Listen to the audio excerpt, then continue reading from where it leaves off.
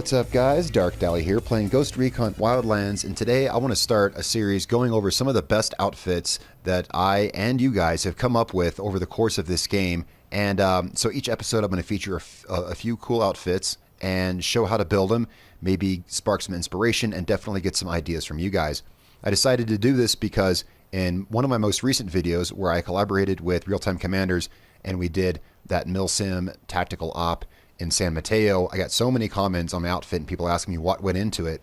And so I thought, why don't I show not only this outfit, but some of the other more popular ones I've designed in the past. And I also want to put some updates into some of my older outfits, like the one to my character's right there. I showed that outfit in my UTARC build last year, and I wanted to put elements in that outfit that weren't even available yet. Now they were, so now I was able to update it.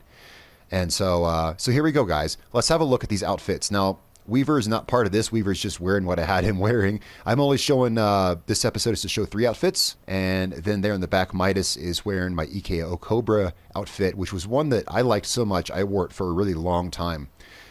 Let's have a look at these. Let's start with, well, let's go over here. Let's start with the UTARC one, since that's the oldest one. Let's start there. And here we go.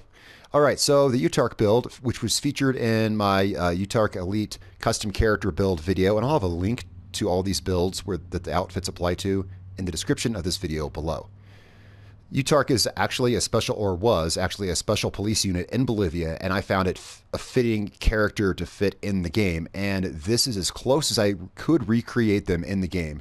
I studied what few pictures there are of them on the internet pretty closely, and here's what I came up with. I'll tell you everything that goes into it and why. Starting with the facial paint, I chose Screaming Eagles because I wanted as much black background behind that mask as I could, just to make it, you know, his eyes just in a thing of darkness. And so let's go down to clothes. In the original build, I used a fleece, I believe, but that's because at the time, the Cry Combat shirt didn't have camo on it. There were no camo patterns for it, at least no good ones. And UTARC always wore the chocolate chip camo. Now that we have the Cry Combat shirt available in all 30-some camos, here we go. So we have the Cry Combat shirt in chocolate chip, because this is like exactly what they wear, what they used to wear. I chose the heavy IBA, and let me tell you why. I think the regular IBA, or maybe even a plate carrier, would be more realistic to what they wore. The reason I chose the heavy IBA is because it has those big shoulder pads, and in the pictures you see of the UTARC, they're always wearing these face masks. They have ballistic helmets as well, but they usually have their helmet mounted on their left shoulder. So I chose, and it gives them that big buff wide look because they have these big black helmets mounted on their shoulders. So I chose this because of the shoulder pads to add some of that beefiness, and I chose it in black. All right. I chose tank pants because, again, this is something I wish I could have done in the original video, but these pants didn't exist back then. Now they do. I chose these, again, in chocolate chip because these have the big shin guards and the knee pads that I see the UTARC soldiers wearing in the pictures. So again, this is made, pulled directly from the pictures I could find of them. Combat boots. Let's go down to accessories. You can't wear much with the face mask, so no headwear, no eyewear, no, just the earpiece. We chose the Oakley Pilot gloves in black, most tactical police-looking gloves I could find. Although actually there are new options now. Another option might be, now, I would almost say Echelon, but it gives you the knife animation, and UTARC is definitely a character that likes to punch and use their fists, at least the build of it that I did. For the backpack, this was one thing I went back and forth on quite a bit. I chose the 511 Rush 24 in black.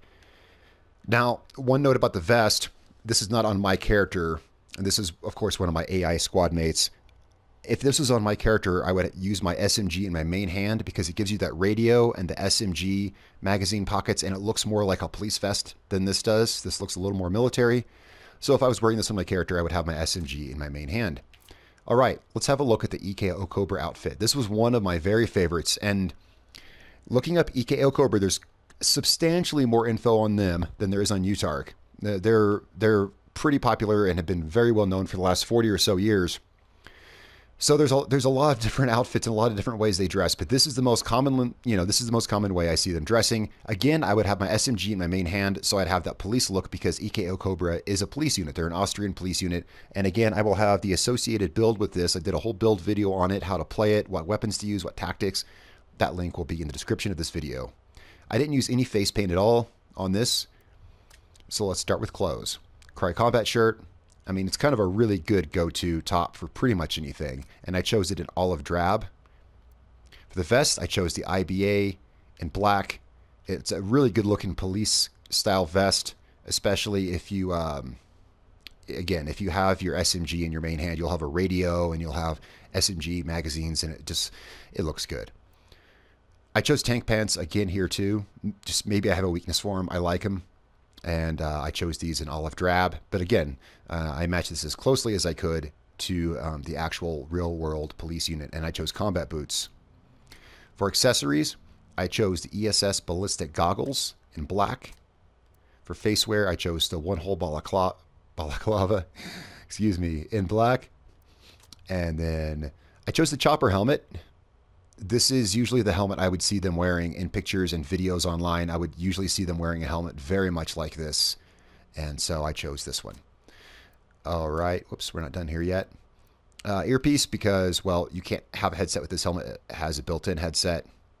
Again, I went with the Oakley Pilot in black because, again, these are very tactical-looking gloves that you would see a unit like that wearing. For the backpacks, I chose a standard issue. I like that it has the radio in it and the antenna and stuff, and it goes really good if you have the SMG in your main hand. It goes really good with that kind of vest. All right, so let's move on to my character. This is the outfit that I was wearing in the video with Real-Time Commanders. I got a lot of comments on this, people saying they really liked this outfit, and so let me show you what all goes behind this one. Starting from the top down. Okay, so the concept with this was I wanted like I was imagining my character was like a Navy SEAL or something like that, and there's elements from this outfit that you will see that I chose because I wanted them to kind of blend into the environment a little bit. I wanted to hide my character's ethnicity, her origin, where she came from. Yes, my character is female, and that's something I'll address here. You may want to use a slightly different vest if you have a male character. I wanted to make my character as anonymous as I could and tie in some of the local kind of fashions of Bolivia and such, so that it might be hard to discern exactly what special force she's with or where she's from.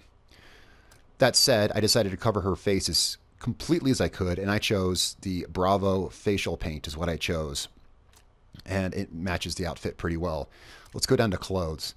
Starting from the top, I chose the light hunting jacket, and I chose it in olive drab. I wanted something that looked a little more traditional and less American military. I tried to tie in as much of that as I could. And so I just chose a nice olive drab light hunting jacket. I think it goes pretty good under this. I chose the heavy IBA, and this is where it comes down to my character's gender. I play a female character. Most people do play male characters.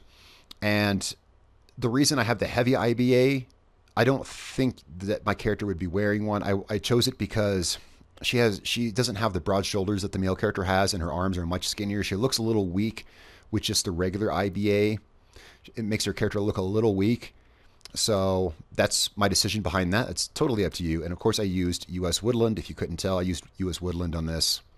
I got I think I got a good mix of greens and browns on here. And there's a lot of good brown colors in the US Woodland that I always liked.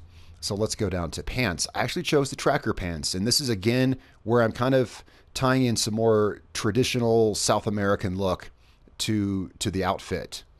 And honestly, I think these came off pretty nice. When I saw myself, when I watched Craig's video from Real-Time Commanders, when I watched his perspective of the video and I saw the op and I saw my character in his screen, I thought it actually looked pretty cool. This was just me tying in a bit more of a traditional look, again, to try to mix up what force she may be with, what ethnicity she may be, tie in a little traditional local kind of thing, best I could do. And it came out pretty well, I think so. And I chose the desert multicam. I guess it just says multicam. I guess this would be like arid multicam. No, I think there is one called that. All right, well, multicam. Multicam on the pants. Combat boots. Now let's check out her accessories. No eyewear. I chose no eyewear because now that night vision goggles actually function, I think it looks better if she just folds them down over her eyes. I chose the trapper mask. I think it looks really cool with this setup. And I chose it in Coyote Brown. It goes really good with the rest of the camo that I have. For the headwear, I chose the special NVG. Not everyone has this because this comes with the Year 2 Season Pass. you could just as easily use the advanced ballistics helmet or whatever kind of helmet you want. I chose that one, and I chose this camo. The UTARC AU is the camo I chose, trying to do a good mix of green and brown. I didn't want her all green. I didn't want her all brown. I wanted her to be able to blend in pretty much any environment. So I chose this. It's a really nice dirty brown. I really like that. I chose headset A because it's my favorite, and I chose it in Coyote Brown to try to match the mask and the helmet best I could. I chose the Echelon gloves. These also come with the Year 2 Season Pass, and these are just great because they give you those knife attacks that I really like. I guess any glove would be acceptable, but these are the ones I'm wearing. People wanted to know, what are you wearing? This is what I was wearing. I was wearing these. And I chose this Gorilla backpack. I don't know where this came from. It just kind of appeared in my inventory. I assume everyone has it. It must just be something new that came out, probably PvP related. I really like this. Again, it's got that yellow bandana. It speaks a little more traditional, local flavor, you know, than strict military. And it's got the smoke grenades on it, which I really like.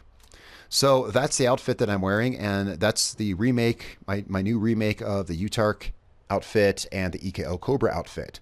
Of course, I'd like to go over some of your guys' outfits. I've got so many of them saved up. You guys have submitted to me over the last year plus. I've got so many I need to go through, and I'll start featuring some of your guys'. Also, if there's any other outfits you see me wear, you want to know what's behind them or whatever, leave it in the comments below, guys.